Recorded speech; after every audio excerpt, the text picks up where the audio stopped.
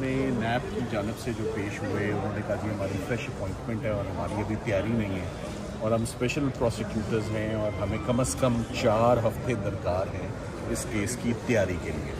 तो उसकी हमने बड़ी भरपूर मुखालफत भी की कि इससे पहले भी नोटिफिकेशंस आ चुके हैं, सरकार के प्रोसिक्यूटर्स पहले भी अपॉइंट हो चुके हैं। सो कोई अब जवाज़ नहीं बनता कि कोई मज़ीद तारीख जो है वो दी जाए, मगर बात यही है कि चूँकि आखिरी दमों पर ये केसेस हैं और आखिरी केसेस हैं, इस्लामाबाद में तो और कोई अभी इस वक्त सज़ा फील्ड में एग्जिस्ट भी नहीं करती। तो अलकादिर में like I said before, Al-Qadir case में हमारा कोई प्रोग्राम नहीं है लंबी बहस करने का।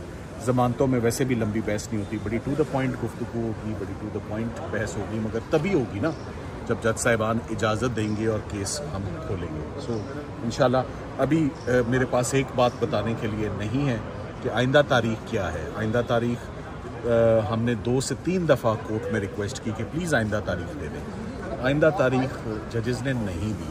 अब आइंदा समात कब होती है, किस दिन होती है, ये कुछ देर में पता लगेगा जब ऑर्डर आएगा या डेट इन ऑफिस होगी। तो फिर मैं नहीं कह सकता कि ये तारीख कब लगेगी, पर बारहा जजेस को रिक्वेस्ट जा रही है कि प्लीज़ इसमें तारीख ज़रूर फिक्स करें। Thank you very much. जो खदशा जाहिर किया जा रहा था कि ये मामला छुट्टियों के बाद तक जाएगा, आपको क्या लग रहा है? मैं उस पर जवाब दे देता हूँ। जो क्वेश्चंस ऑफ लिबर्टी और फ्रीडम होता है, pre arrest, post arrest, suspension of sentence, जमानत, इसको सिंपल रखें। जमानत की दरख्वास्त पे छुट्टियां कभी भी असरअंदाज नहीं, कभी। सो ये केस छुट्टियों में सुना जाएगा, बावजूद इसके कि ये छुट्टियां कह रहे हैं। छुट्टियां जमानतों में फाइल नहीं होती और वो कभी भी वो एक फैक्टर नहीं होगा। Like I said, question of liberty है, सो जमानतें सुनी जाएंगी। Thank you. अच्छा, इसके साथ साथ सलमान सत्तर साहब ये भी बताइएगा कि अगर नेक्स्ट हियरिंग में ये प्रोसिक्यूटर अपने दलाइल देते हैं, जवाब जमा कराते हैं, तो उसके बाद फिर आप लोग भी अपना जवाब जमा कराएंगे? नहीं, ऐसे नहीं होता। देखिए ये ज़मानत की एप्लीकेशन है। मैं आपको अभी टाइम फ्रेम और टाइम लिमिट बता जाता हूँ। मेरा ख्याल है कुछ ऐसे नुक्ते हैं हमारे पास कि 2 से 3 मिनट का केस है, वो जुमले पे कायम है हम। मगर अगर आप पूछें कि टोटल केस प्रेजेंट करना, ज़मानत का केस प्रेजेंट करना will not take more than 40 minutes. और इसी तरह अगर मुल्ज़मान के या पटिशनर्स के दरख्वास्त गुजार के अगर दलाइल 40 मिनट से ऊपर नहीं है तो सरकार के दलाइल भी फिर 20 मिनट से ऊपर नहीं होते।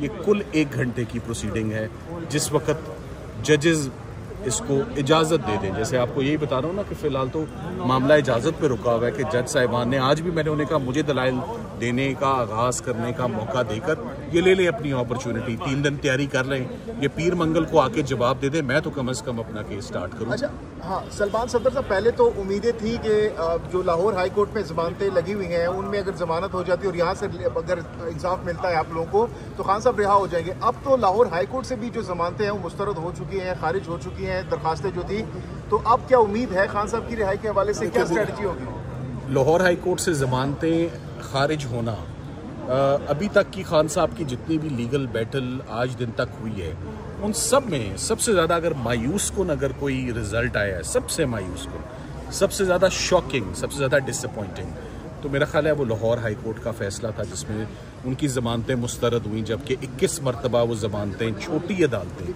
पहले ही कर चुकी हैं। सो बहरहाल हमारे पास रेमेडी मौजूद है, supreme court of Pakistan across the road है। वो सुप्रीम कोर्ट ऑफ पाकिस्तान में बहुत जल्द वो ज़मानतें दायर होंगी और बहुत जल्द वहाँ पर हम उन पर दलाइल पेश करेंगे। सो 2 ही केसेस रह गए, एक लाहौर के रह गए और एक इधर के रह गए। और जब आखिरी काम होता है ना, तो ऐसे मामलात में फिर मामलात आसान नहीं होते और टफ और मुश्किल हो जाते हैं, जैसे कि इस वक्त हुए हैं। Thank you very much. और कोई सवाल? बस, थैंक यू।